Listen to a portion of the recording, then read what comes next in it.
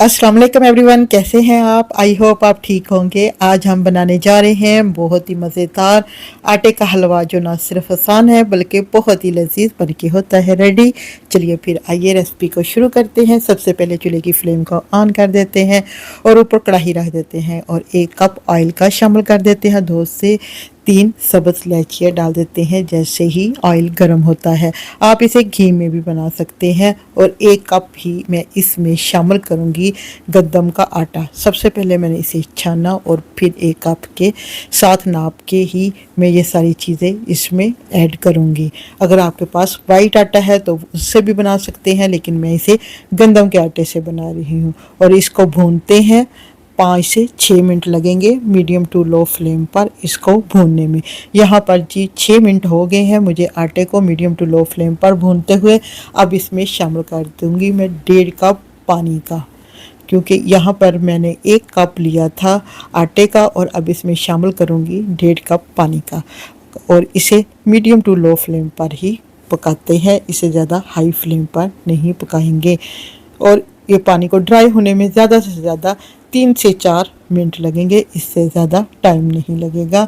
और इसको मुसलसल चम्मच हिलाते जाएंगे ताकि इसमें कोई भी गुठली ना बने।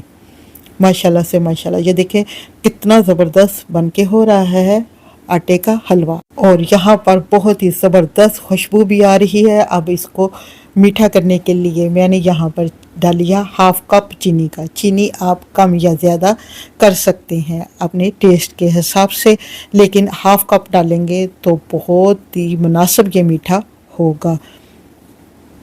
अब चीनी को आटे के साथ अच्छा सा भून लेते हैं ताकि चीनी अच्छी सी हो जाए इसमें मेल्ट। और अब इसको जी भूनते जाते हैं ताकि पानी जो चीनी ने छोड़ा है वो भी ड्राई हो जाए। साथ ही इसमें मैं शामिल करूँगी इसको खूबसूरत बनाने के लिए ज़र्दा कलर।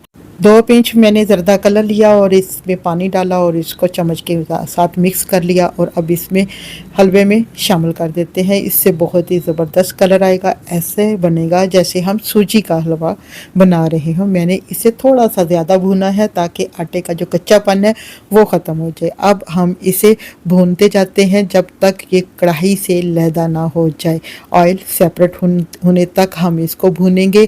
लो जी, यहाँ पे हलवा बन के हो गया है रेडी। अब चूल्हे की फ्लेम को हम कर देते हैं लो।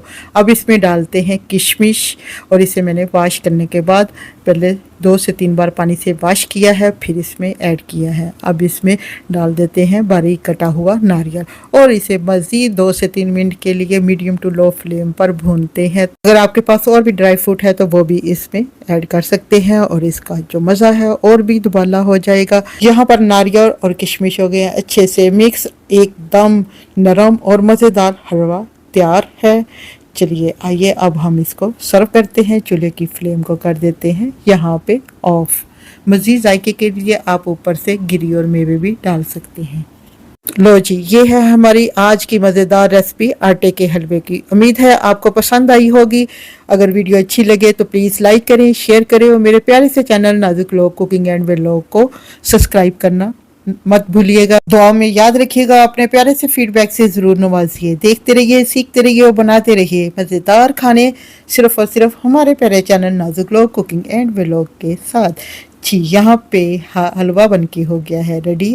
अब इसके ऊपर मैं डाल रही हूँ बारीक कटे हुए काजू। इससे बहुत ज़बरदस्त कॉम्बिनेशन कलर बनेगा, बहुत ही ज़बरदस्त बनेगा। इसलिए फिर मैंने काजू ही काट के इसके ऊपर डाल दिए हैं ताकि अच्छी सी देखने में लुक लगे। माशाल्लाह से माशाल्लाह, बहुत ही ज़बरदस्त बना है। मैं यहाँ पे ट्राई करती हूँ कैसा बना है। आप भी इस रेसिपी को ज़्यादा से ज़्यादा शेयर करें। मिलते हैं नेक्स्ट वीडियो में, तब तक के लिए इजाज़त दें।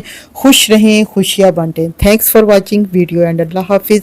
माशाल्लाह से बहुत ही ज़बरदस्त बना है, आप भी ज़रूर ट्राई करें। Thanks for watching video and अल्लाह हाफिज़।